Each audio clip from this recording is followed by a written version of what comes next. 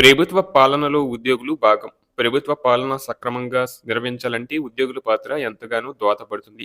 వీరు సక్రమంగా పనిచేసినప్పుడు ప్రభుత్వానికి మంచి పేరు వస్తుంది. తదనుగుణంగా ఉద్యోగులకు సకాలంలో చెల్లించాల్సినటువంటి జీతభత్యాలు కానీ, ఉద్యోగుల జీవన ప్రమాణాలకు అనుగుణంగా, నిత్యావసరాల ధరల పెరుగుదల సూచికను అనుగుణంగా ఉద్యోగులకు ప్రభుత్వం ప్రతి 6 నెలలకు ఒక డిఏ కరువు భత్యం చెల్లించాల్సి ఉంటుంది. ఆ విధంగా రాష్ట్ర ప్రభుత్వంలో 2023 జూలై వరకు 3 కరువు భత్యాల వాయిదాలు పెండింగ్‌లో ఉన్నాయి. తెలంగాణ రాష్ట్రంలో అసెంబ్లీ ఎన్నికల సందర్భంగా కాంగ్రెస్ పార్టీ తన ఎన్నికల మేనిఫెస్టోలో ఉద్యోగులకు ఇచ్చిన హామీలను ఈ సందర్భంగా గుర్తు చేసుకోవాలి. ప్రభుత్వ ఉద్యోగులందరికీ పెండింగ్‌లో ఉన్న 3 డీఏలను తక్షణం చెల్లిస్తామని, రాష్ట్ర వ్యాప్తంగా ఉన్న ఉద్యోగ ఉపాధ్యాయులకు 1వ తారీఖున వేతనాలు చెల్లిస్తామని, సప్లిమెంటరీ బిల్లులను 15/10 దినములలో చెల్లిస్తామని, ప్రస్తుతం ఉన్న సిపిఎస్ విధానాన్ని రద్దు చేసి ఓల్డ్ పెన్షన్ విధానాన్ని అమలు పరుస్తామని, ప్రభుత్వ ఉద్యోగులకు మరియు పెన్షనర్లకు ఇచ్చే డిఏను సకాలంలో ప్రకటించి బకాయిలను నేరుగా ఉద్యోగులకు చెల్లిస్తామని హామీలు ఇచ్చారు. అంతేకాదు కాంగ్రెస్ ప్రభుత్వం ఏర్పాటైన వెంటనే కొత్త పిఆర్సీని ప్రకటించి 6 నెలల లోపు సిఫార్సులను అమలు చేస్తామన్నారు.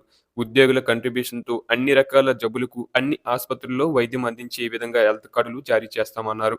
కేసీఆర్ ప్రభుత్వం మీద వ్యతిరేకతతో రేవంత్ రెడ్డి ఇచ్చిన హామీల పట్ల విశ్వాసంతో ప్రజలు మీ పార్టీకి సానుకూలంగా ఉండటం వల్లనే మీరు అధికారంలోకి రాగలిగారు. కాంగ్రెస్ పార్టీ అధికారంలోకి రావడానికి ఉద్యోగ, ఉపాధ్యాయుల ఓట్లే కీలకమనేది బహిరంగ రహస్యం. మీరు అధికారంలోకి వచ్చి 2 సంవత్సరాలు అవుతుంది. ఎంతకాలం ఓపిక పట్టాం. కానీ ముఖ్యమంత్రి దేశంలో నాకు అప్పులు ఎవరూ ఇవ్వడం లేదు. నన్ను ఒక దొంగలాగా చూస్తున్నారు. నేను ఏ సంక్షేమ పథకాలు ఆపి ఉద్యోగులకు, పెన్షనర్లకు ఇమ్మంటారని ఎదురు ప్రశ్న వేస్తున్నారు. ముఖ్యమంత్రి హోదాలో ఉండి ఆయన మాట్లాడాల్సినటువంటి మాటలు కావు. మీ హుందాతనానికి ముఖ్యమంత్రి హోదాలో ఈ మాటలు మాట్లాడడం సరైనవి కావు. పైసలు లేవంటూనే మీరు ప్రవేశపెట్టిన పథకాలు ఏమైనా ఆపగలుగుతున్నారా అని అవన్నీ అమలు చేసుకుంటున్నారు కదా. అదే విధంగా ముఖ్యంగా రిటైర్డ్ ఉద్యోగులకు ఇవ్వాల్సిన రిటైర్మెంట్ బకాయిలు, అందులో మేము దాచుకున్న జీపీఎఫ్ డబ్బులు ఎందుకు ఇవ్వడం లేదు? ఎందుకు మా జీపీఎఫ్ నిధులను దారి మళ్లిస్తున్నారు? సిఏజీ రిపోర్టు ప్రకారం రిటైర్మెంట్ బెనిఫిట్స్ నిధులు ఎప్పుడో కేటాయించారు కదా. మరి ఆ నిధులు ఎందుకు వివిధ పథకాలకు వెచ్చిస్తున్నారు?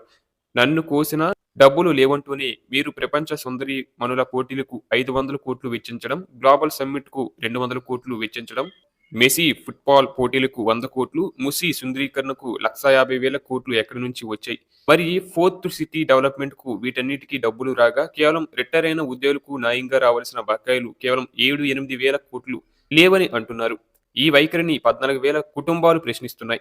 మిమ్మల్ని కొత్తగా మేము కోరికలు కోరడం లేదు. ఎలాంటి ఉచితాలు అడగడం లేదు.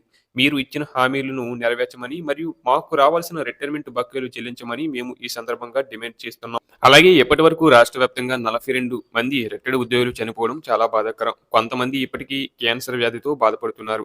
చికిత్సకు డబ్బులు లేక రిటైర్మెంట్ బెనిఫిట్స్ కొరకు ఎదురు చూస్తున్నారు. ఒక ఉపాధ్యాయుడు అప్పుల బాధ భరించలేక మానసిక స్థితి సరిగ్గా లేనందున ఎక్కడికో వెళ్లిపోయాడు.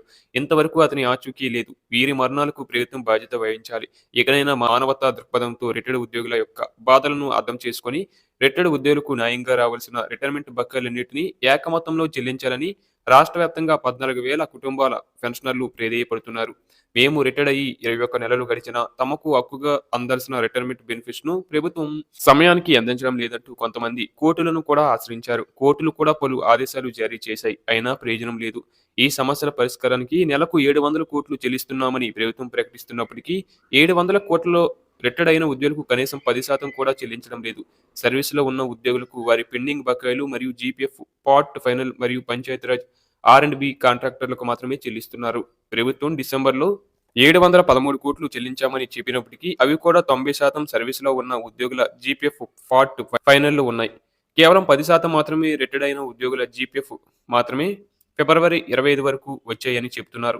ఈ విధంగా చెల్లిస్తున్నట్లయితే ఇంకా 2 సంవత్సరాలు అయిన డిసెంబర్ 2025 వరకు రిటైర్డ్ అయిన వారికి రిటైర్మెంట్ బకాయిలు అన్నీ రావు. రిటైర్మెంట్ బెనిఫిట్స్ వెంటనే ఏక మొత్తంలో చెల్లించాలని రిటైర్డ్ ఉద్యోగులు ఆశతో ఎదురు చూస్తున్నారు.